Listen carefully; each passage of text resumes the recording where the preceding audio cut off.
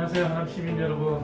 하남시 당협위원회 위원장 이창근입니다. 오늘은 우리 신장시장의 소상공인 우리 팔미곱창 사장님을 모시고 우리 살아있는 현장의 목소리도 듣고 우리 경제가 우리 자영업 소상공인들이 얼마나 힘든지 그런 얘기를 좀 나눠보려고 합니다. 그리고 여러분들이 많이 공감하실 이야기라고 생각하는데요. 그러면서 우리가 앞으로 어떻게 정치권이나 정부에서 대책을 마련하고 해야 되는지 한번 얘기를 나눠보도록 하겠습니다. 안녕하세요. 요새 어떠세요? 코로나가 다시 막 재확산됐는데 어떻게 보시기에 어떤 것 같아요? 영업을 하시다 보면. 많이 힘들죠. 네. 또 이게 약간 괜찮아지나 이제 마음을 비우고 있었는데 또 다시 이렇게 되다 보니까 이제 자영업을 하는 저희 입장에서는 여러모로 힘든 점이 많이 있습니다. 그러니까 원래 코로나가 왜 본격적으로 올 초에 시작이 돼서 쭉 이렇게 대구 신천지 사태로 인해서 소비가 굉장히 줄었잖아요. 줄다가 지난 총선 끝나고 정부가 이제 사회적 거리두기 완화하고 이러면서 그때는 사실 실제 조금 피부로 현장에서 느끼시기에도 손님이 어떻게 완화한 만큼 이렇게 좀 늘어나는 걸 느끼나요? 아니면 크게 차이가 없으셨나요? 저 보기에는 그것 때문에 완화가 많이 된 것보다는 네. 정부에서 지원금 나왔죠. 네. 그것도 좀 소비해야 되고 소비할 때가 또 한정돼 있고 대형 네. 마트나 않았지 네. 처음에는. 네. 그러니까 지역 그 음식 뭐 네. 식구들끼리 한 번씩 먹고 그런 것 때문에 조금 올라갔다가 네. 이번에 다시 또 이렇게 좀 붉어지면서 손님이 이제 체감으로 막 확 느끼죠. 지금부터 네. 체감으로 못 느꼈는데 이번에는 더 체감으로 느끼는 것 같아요. 아, 그럼 지난번에 코로나19가 대유행 할 때보다 이번이 어떻게 보면 더 힘드시다. 네. 네네. 아, 참 심각하네요. 주변에 다른 이 소상공인 하는 분들도 같은 목소리신가요? 제대로? 네. 저희가 이제 친한 집들이 이제 현황 장사하시는 분들 네. 많잖아요. 네. 가끔 통화를 하죠. 네. 뭐 손님 있냐 없냐 요새 많이 좀 많이 줄었다고 얘기하시더라고요. 그러니까 예전에 그 생각이 나요. 여러분들 다 기억하실지 모르겠는데 이제 대구 사태 때 대구가 신천지 교회에 가지고 엄청나게 코로나가 확산이 됐잖아요. 그래서 정부에서는 마치 말도 안 되는 대구 봉쇄라는 얘기, 정말 말도 안 되죠. 대한민국인데 그런 얘기까지 꺼내면서 우리 국민들한테 아픔을 주고 그랬는데 그때 당시에 저도 이렇게 언론을 보다 보니까 알지 못해서 우리 소상공인들이 폐업하는 그런 뉴스를 봤거든요. 지금 그런 위기가 이대로 계속 가다 보면 그런 위기가 올 수도 있겠네요, 지금. 그렇죠. 제 개인적인 생각인데 저는 입장이 이런 거니까 아예 뭐 경계 3단계를 해서 뭐 무슨 이런 뭐 가게를 뭐 하는 사람들은 뭐 문을 아예 닫던가 아니면 무슨 지원을 해서 뭐 이렇게 해서 문을 닫던가 근데 이렇게 되면 애매한 거죠. 그 뭐냐면 문을 닫기도 뭐하고 손님도 받기도 겁나고 또 인건비는 나가야 되는데 이런 것들 어떻게 딱 정해주면은 마음을 닫아놓고 뭘 하겠는데 이것도 아니고 저것도 아니니까 힘든 거예요. 정부 정책이 오락가락한다. 네, 왔다 갔다 하니까 힘든 거죠. 이거 뭐라고 딱 부러지게 얘기를 해주던가 리더십 있게 확 끌어주던가 해야 되는데 그게 없으니까 불안한 거죠. 열면서도 불안해요 항상 계속. 우리 소상공인 자영업자분들이 항상 이제 어려움을 겪고 막 그러시잖아요. 그리고 또 특히 그러한 곳에 또 종사자들도 사실은 어떻게 보면은 정부로부터 보호를 받고 지원을 받아야 되는 그런 취약계층이라도 할 수도 있잖아요. 그렇죠. 그런데 지금 최근에 이제 또 논란이 되고 있는 게 긴급 재난지원금을 줘야 된다. 준다면은 이제 소위 말해서 일부 계층, 어려운 계층에게 더 큰 많은 지원을 하고 좀 덜한 계층에는 지원을 하더라도 적게 하든지 아니면은 그분들에 대해서 양해를 구하자 이런 논란이 있단 말이에요. 그리고 지난번에 또 그와 별개로 우리 소상공인들한테는 또 별도로 이제 3개월에 걸쳐서 한 달에 50만 원씩 지원금이 나왔잖아요. 그때 그거 혹시 그거 받으셨나요? 아니요. 아 그게 또 왜요? 매출에 따라 틀리는 거죠. 아, 다 준 건 아니고. 네. 다행히 저희 조금 잘 돼요. 그것도 조금 뭐 어쨌든 그때 당시에 다 준 건 아니에요. 정부에서 홍보한 거 완전 틀리네요. 그리고 지역마다도 지역마다도 틀리고요. 틀리고. 네. 저희는 지금 그때는 적어봤죠. 개인적으로 이렇게 네. 받는 지원금. 네, 그거는 하남시에서 누구나 받을 수 있는 있고. 이제 그런 지원금이고 그렇죠. 저희 같이 자영업자 입장에서는 굉장히 조건이 까다롭더라고요. 구비 서류도 많고, 예, 그리고 또 이게 한 번에 기간적으로 몰리다 보니까 네. 나라에서 정해놓은 금액은 한정이 돼 있고 네네. 또 그거를 신청하시는 자영업자분들은 많다 보니 그것도 어느 정도 일정 금액 안에서 신청을 빨리 서두르지 않는 자영업자 입장은 네. 또 그게 안 되는 애로사항들이 있더라고요. 맞아요. 저도 그때 당시에 코로나 이게 대유행할 때 저도 언론에 나가서 인터뷰하고 할 때 그때 이런 게 있었잖아요. 정부에서 이제 소상공인, 자영업자 또 중소기업들 대출을 해준다고 해가지고 네. 했는데 사실 은발의 오줌누기격으로 이제 맞아요. 그죠. 그리고 마치 엄청난 지원을 해줄 것 같은데 말씀하신 것처럼 실제 지원금 나오기 전에 다 망한다.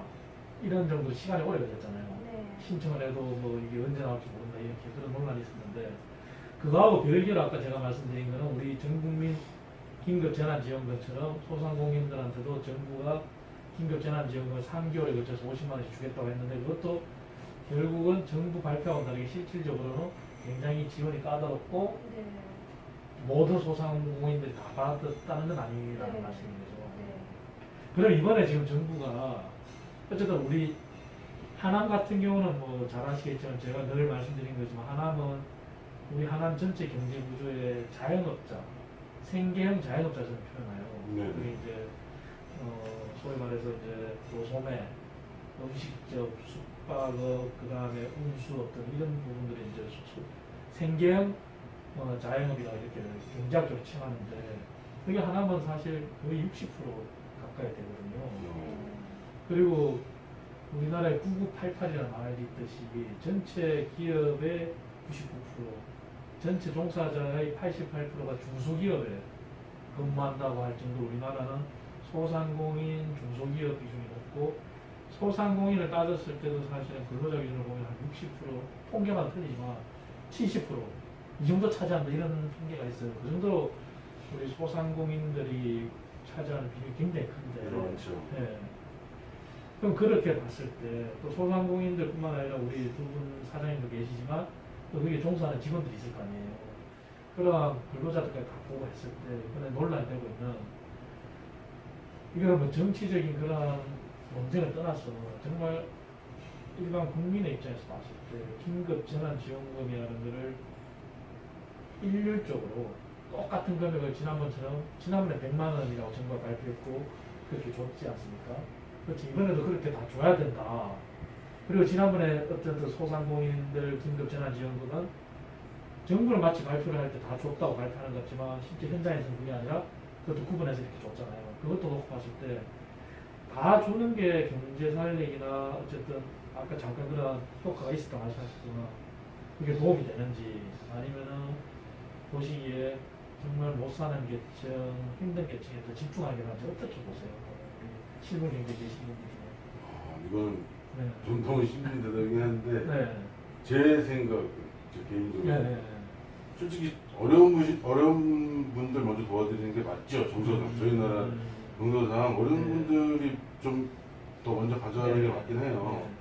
근데 이제 정부에서 그 돈을 다 뭐 저희 같은 소상공인이나 사업하시는 분들한테 다 주기는 금액이 너무 크잖아요. 네. 그래서 저는 제 생각은 네. 가능하다면 네. 그러니까 이런 부분이 있었어요. 전에 보면 건물주 분들이 세를 자발적으로 깎아주면 네. 뭐 나라에서 50% 내주고 네. 네.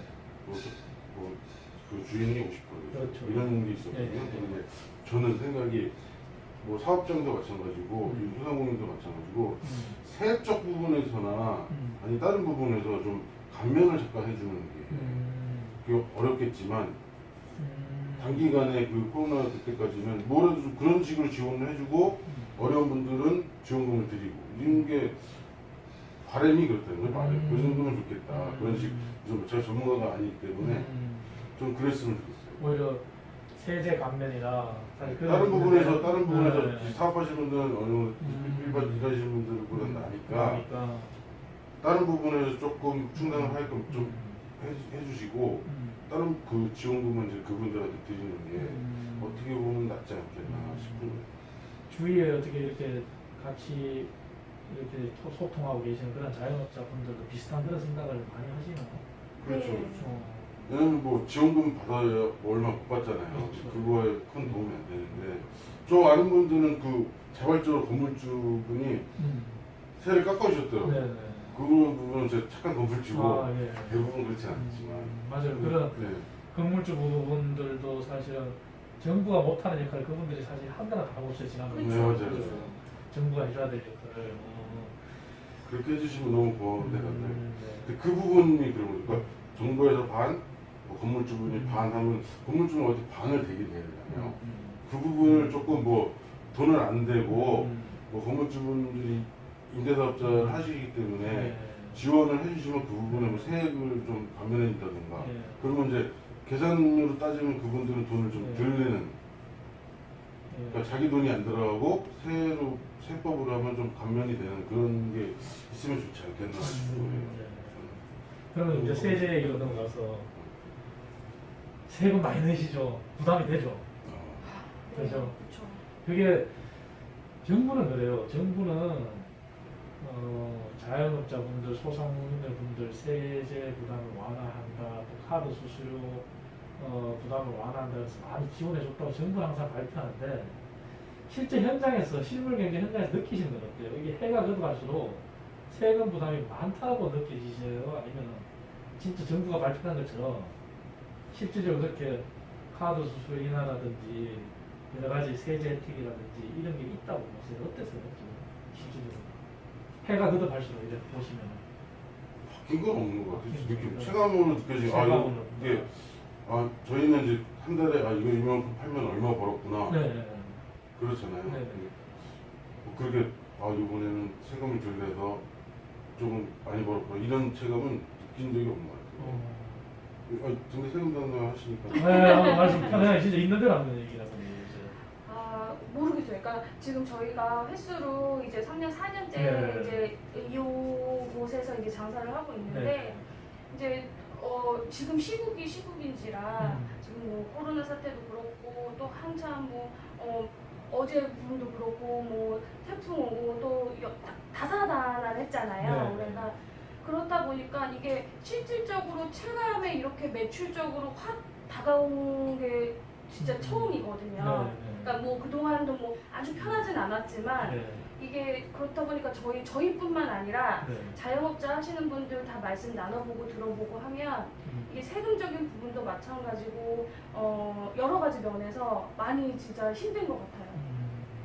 그러니까 매출이 오히려 경제 외적 충격 때문에 매출이 줄어들거나 이러한 충격은 있었지만 매출이 뭐 급격하게 늘고 그런 것도 없었는데 정부에서 말하는 대로 여러 가지 자영업자 소상공인을 위한 여러 가지 세제 혜택 이런 걸 얘기하지만 그런 건 체감을 못하고 네. 있다. 오히려 세금 부담은 더 느끼고 있다 이런 말씀이신 거잖아요. 그렇죠. 그러니까 제가 아까 말씀드렸던 그런 부분에서 네.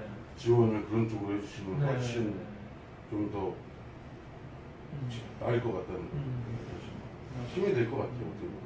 그러니까 저희 근데 그 지원금인가 그 세금 지원되는 돈 나오는 거.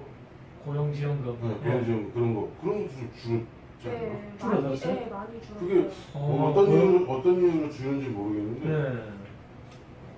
그게 원래는 이만큼 줬는데 네. 갑자기 이렇게 줄어들었단 말씀이시죠? 네. 1인당 뭐 만약에 얼마였으면 그게 줄는 거 같아요. 네, 그러니까는 직원 급여, 그러니까 월급 네네. 대비 그게 이제 나라에서 나오는 그렇죠. 지원금이거든요. 네네. 근데 그게 지사님 말씀하신 것처럼 어떤 명분 하에 금액이 책정되는지까지는 저희가 상세히 알 수는 없지만 이게 신청 기간 그리고 또 이게 바로바로 원래는 나와야 되는 게 맞는데 그렇죠.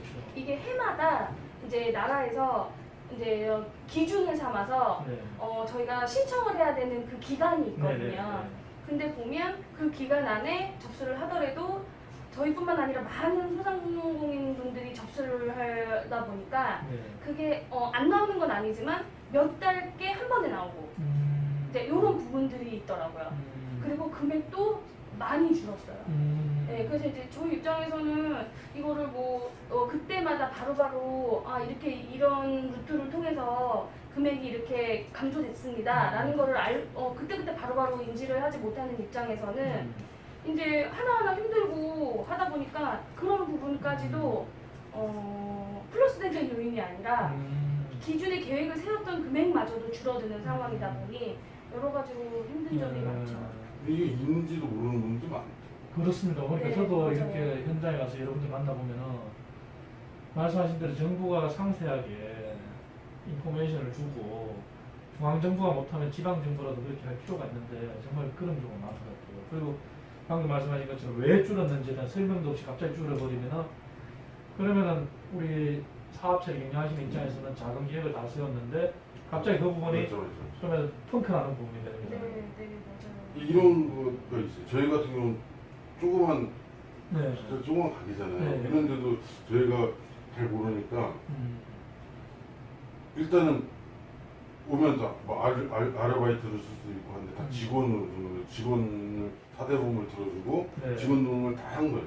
네. 그럼 다 했으면은 우리가 이걸 직원 등록을 다 하면 대부분들은 뭐 안 하든지 네. 현금으로 주든지 하는 분들도 꽤 있거든요. 음. 왜냐면 세에 대한 그런 뭐 이런 다 들어야 되잖아요. 네. 고용보험도 들고 뭐도 해야 되니까.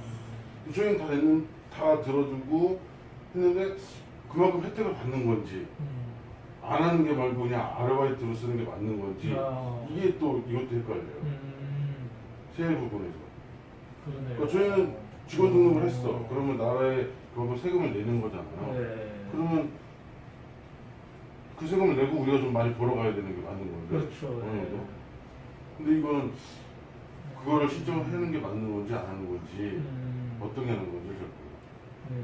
그러니까 직원 입장에서 음. 저희가 뭐 아르바이트로 채점을 할 수도 있는 거고 네. 사대보험을 가입해서 직원으로 네. 같이 일을 할 수도 있는 건데 아무래도 뭐 여러 가지 부분에서 네. 서로 오너 입장에서도 좋고 네. 일하시는 직원분 입장에서도 좋게끔 하기 위해서 저희 같은 경우는 웬만하면 다 그 직원분하고 상의하에 사대보험을 가입하고 또 무슨 일이 생길지 모르는 거잖아요. 네. 그래서 여러 가지 직원분들한테 혜택을 드리고자 이제 여러 가지 방안을 저희는 생각을 해요.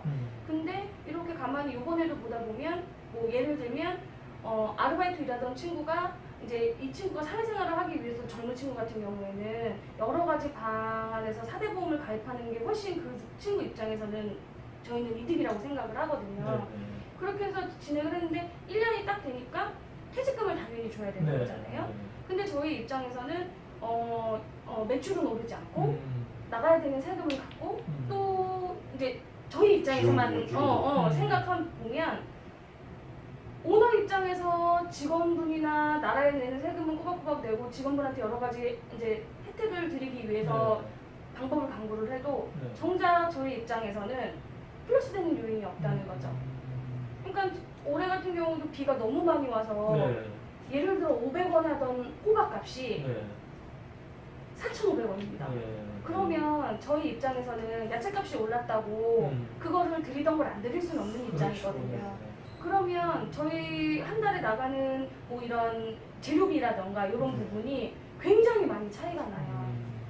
그리고 또 야채를 여러 가지 싸보면 뭐 과일, 야채, 뭐 여러 가지 부분으로 금액이 워낙 많이 오르다 보니까 그런 부분에 있어서 저희는 뭐 이런 세금적인 부분 또 여러 가지 가게를 운영하는 데 있어서 여러 작은 부분들이 많이 차이가 날 수밖에 없는 거죠.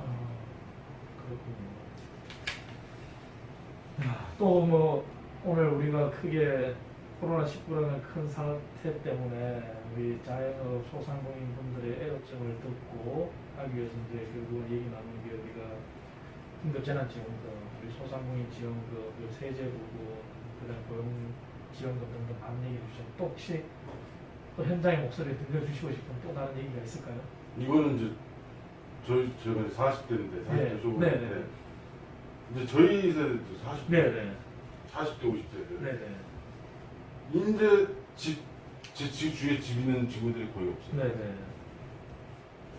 청약을 들고 지금쯤 이제 저희가 집을 이제 돈을 모아서 집을 하나 하고 싶은 네. 나이가 된 거야. 네. 근데 이번 정책이 이번 정부에서 너무 이걸 해놨는데 저희는 뭐 집 없는 사람들을 위해서 했다고 하는데 이건 실질적으로는 집을 사지 말라는 얘기예요. 네. 왜냐면 제가 일을 해서 1억이라는 돈을 모았어요. 네. 청약을 듣고 아파트를 넣었어. 매출이 안 되니까 집을 못 사. 네. 근데 대부분 포기한 사람들이 많아요. 제 주위에. 야, 그거 이번에 3기 신도시 이거 하나 들어오잖아요. 네네.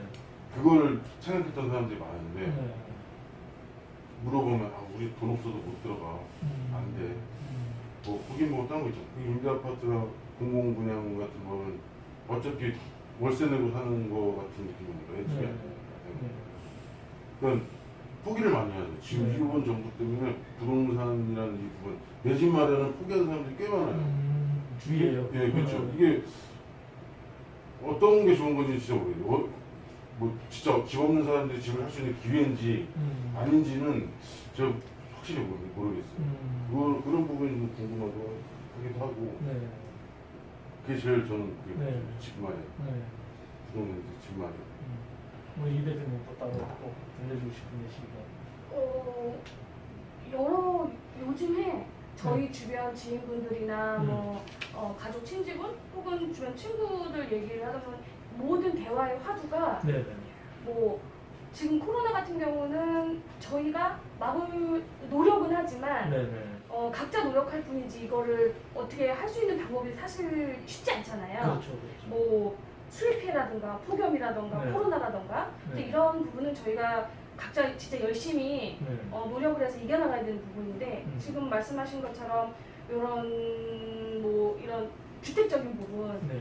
이런 부분들은 제일 많이 실질적으로 시간을 두고 걱정하는 부분이 네. 가장 큰 부분이 이 부분인 것 같아요. 네. 그러니까 지금 30대, 40대를 포함해서 사실 요즘 전세 대란 네. 이야기 들어보셨죠? 네. 완전히. 그렇죠. 진짜 쉽지 않거든요. 네. 그러니까 요즘 가격도 워낙 많이 오르고 네. 전세 가격도 네. 그리고 그렇게 오르다 보니 사실 요거를 미리 언제 오를지를 알고 준비해놓고 있는 가정들은 많지 않을 거란 말이죠. 네. 근데 이게 금액이 작은 금액이 아니에요, 결코. 네. 그렇다 보니까 이게 그렇다 보면 세입자 입장에서는 또 그만큼의 전세자금 대출을 받을 수밖에 없는 입장이고 그렇죠. 그래서 나라에서 뭐 이거를 5% 밖에 올릴 수 없는 법안을 지금 내놓으셨다고는 하나 네.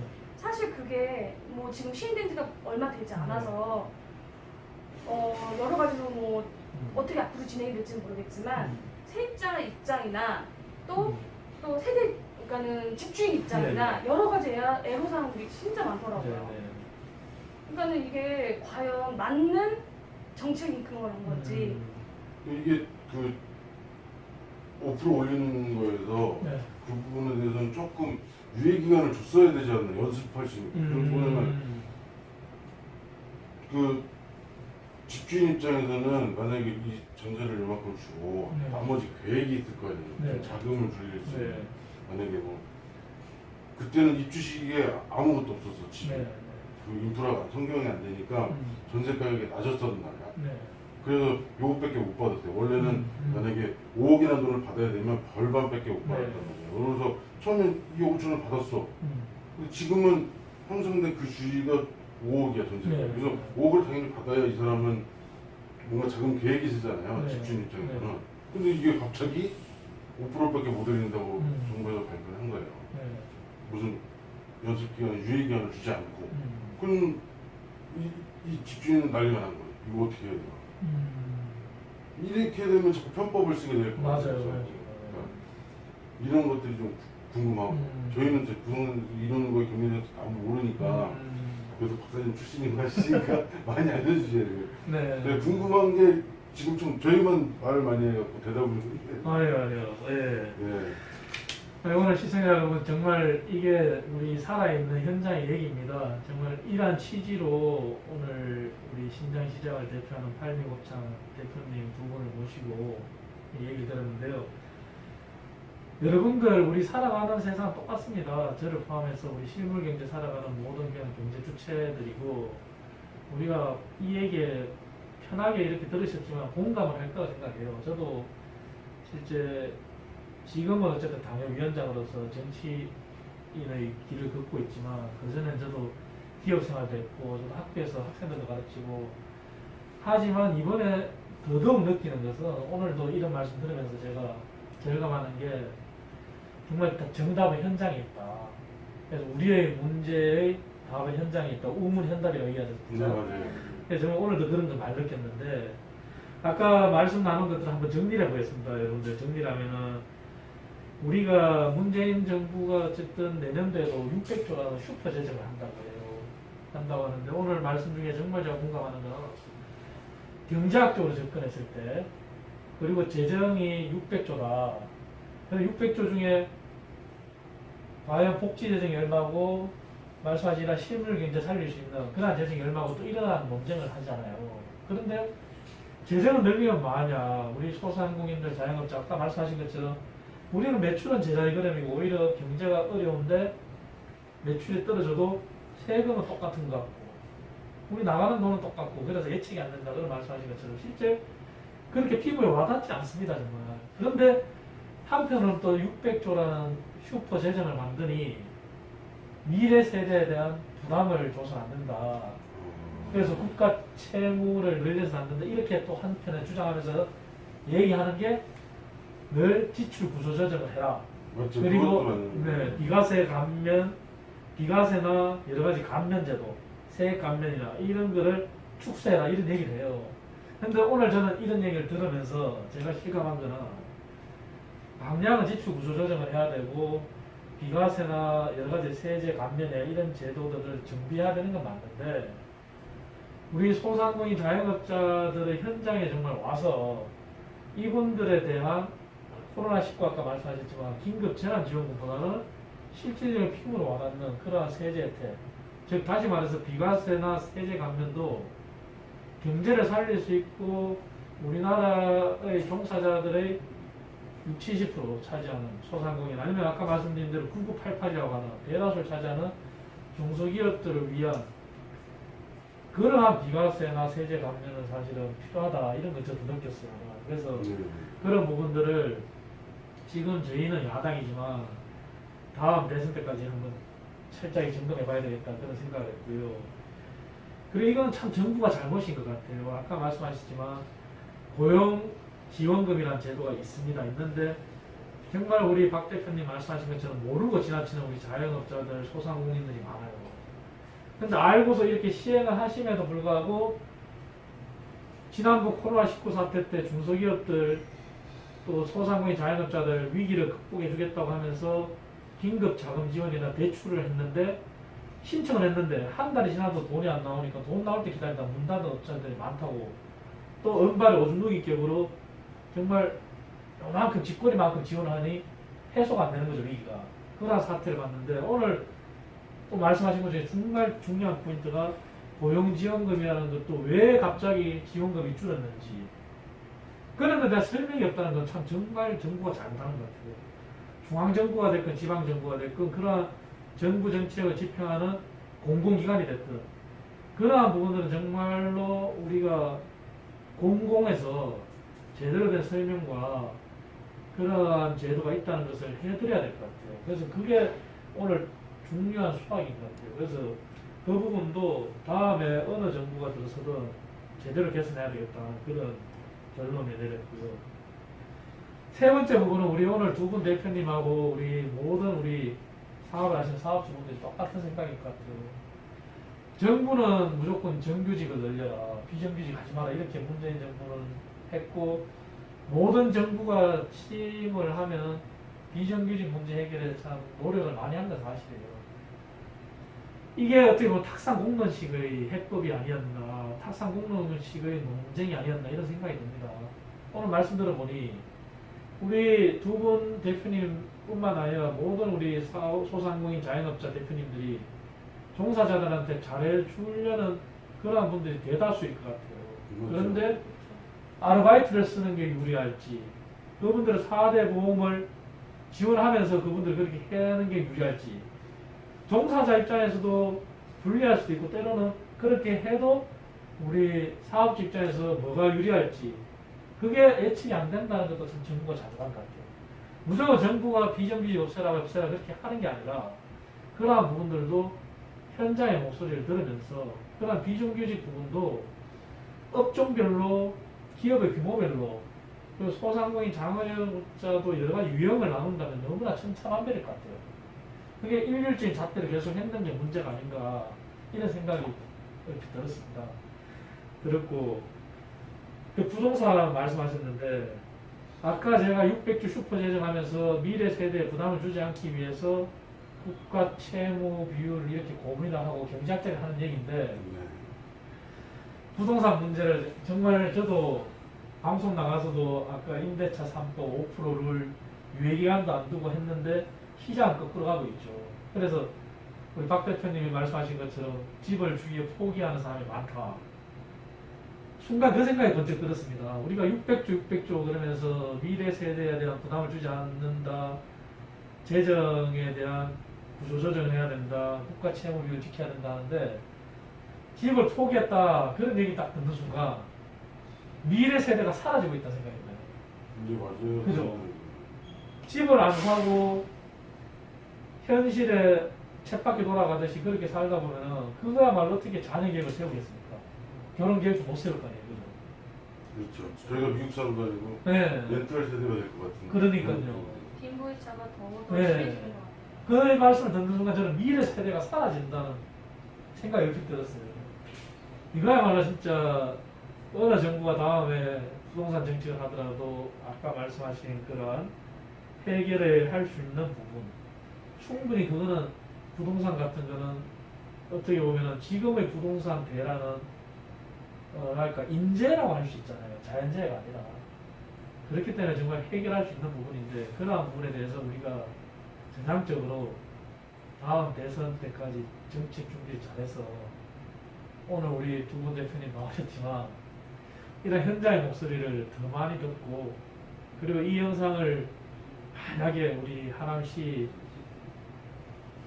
관계자분이나 누구라도 보신다면 앞으로 현장의 목소리를 많이 들으셔야 될 것 같습니다. 저도 오늘 이 기회를 계기로 더 현장의 목소리를 듣고 네. 정책만에 더 힘을 써서 오늘 몇 가지 중요한 포인트를 정말 말씀 주셨어요. 네. 그런데 입각해서 잘 준비하도록 하겠습니다. 많이 노력해 예, 주십시오. 오늘 너무나 감사합니다. 네, 감사합니다. 감사합니다.